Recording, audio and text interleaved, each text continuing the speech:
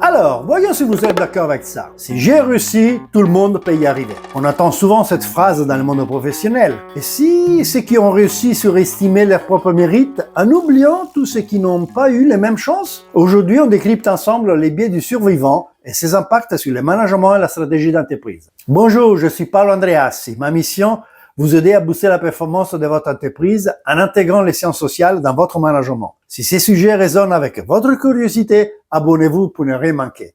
Chaque mardi, une nouvelle vidéo. Les biais du survivant est un piège cognitif qui nous pousse à ne regarder que les succès visibles en ignorant tous ceux qui ont échoué. Nous avons un exemple historique. Pendant la Seconde Guerre mondiale, les ingénieurs analysaient les avions revenus du combat pour renforcer les parties endommagées. Mais les statisticiens Abraham Wald a une intuition cruciale. On ne voyait que les avions qui avaient survécu. Pour comprendre les vraies faiblesses et trouver les bons remèdes, il fallait étudier ce qui était tombé. En entreprise, c'est la même chose. Nous regardons ceux qui ont réussi et en concluons que le système est juste. Mais nous ignorons tous ceux qui n'ont jamais eu l'opportunité de réussir. Nous avons tous une idée commune biaisée. Le système est méritocratique.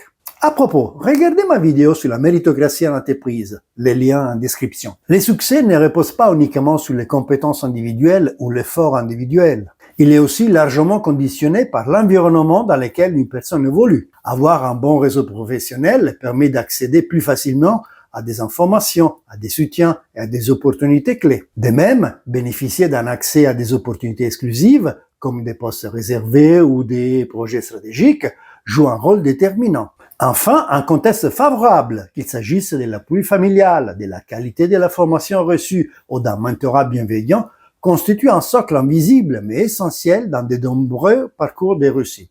Les conséquences liées au biais du survivant, aveuglement sur les inégalités internes dans votre entreprise et difficulté à détecter de nouveaux talents. Lorsque celles des profils qui réussissent sont visibles, il devient difficile d'identifier les potentiels cachés. Ces biais empêchent de repérer des compétences différentes ou non conformes aux standards dominants. Il est temps, à mon avis, d'adopter une vision plus lucide et inclusive de la performance. Cela implique de sortir des représentations cinématographiques ou romanesques du succès, souvent idéalisées, pour développer un regard plus pragmatique, ancré dans la réalité des parcours, des contextes, des opportunités inégalement réparties. Pour cela, 3 leviers concrets peuvent être mobilisés. Premier levier, analyser les échecs autant que les succès. Nous ne contentons pas d'observer ce qui progresse. Interrogeons-nous aussi sur les situations de blocage. Pourquoi certains talents stagnent ou quittent l'entreprise? Quels sont les obstacles invisibles à la progression?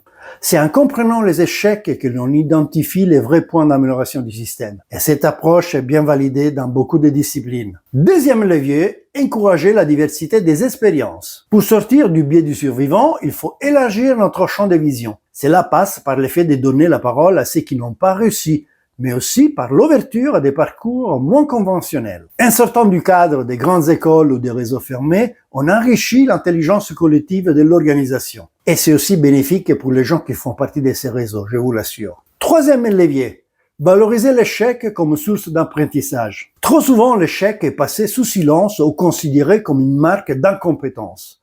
Pourtant, il constitue une source précieuse d'enseignement. Étudier les échecs permet de comprendre ce qui n'a pas fonctionné et d'ajuster les stratégies. Apprendre des erreurs des autres comme des siennes renforce la capacité de résilience et d'adaptation. Partageons un exemple concret. Prenons un dirigeant issu d'une grande école. Il est convaincu que son succès repose uniquement sur ses compétences. En partie, oui. Pourtant, il oublie que son diplôme lui a ouvert des portes, qu'il a bénéficié d'un réseau influent et qu'il a évolué dans un environnement qu'il a soutenu à chaque étape. Pendant ce temps, d'autres talents, tout aussi compétents, n'ont peut-être jamais eu accès à ces mêmes opportunités. Leur potentiel est resté invisible, faute d'avoir bénéficié des mêmes conditions de départ. Lorsqu'une entreprise valorise uniquement les parcours des réussites visibles, elle installe une culture où les collaborateurs hésitent à prendre des risques ou à innover de peur d'échouer. Les biais du survivant y renforcent les inégalités structurelles, notamment à travers des recrutements répétés dans les mêmes cercles, au détriment de la diversité des profils et des points de vue. Et si la majorité des collaborateurs perçoivent leur environnement de travail comme injuste, non pas à cause des faits objectifs, mais en raison d'un biais du survivant? Dans un tel contexte, quelle motivation pourrait-il encore développer? Quel engagement pourrait-il réellement exprimer dans leur quotidien professionnel? On ne motive pas les gens avec des beaux discours. On les engage en leur donnant un environnement de travail qu'ils perçoivent comme juste, un lieu où l'effort est reconnu,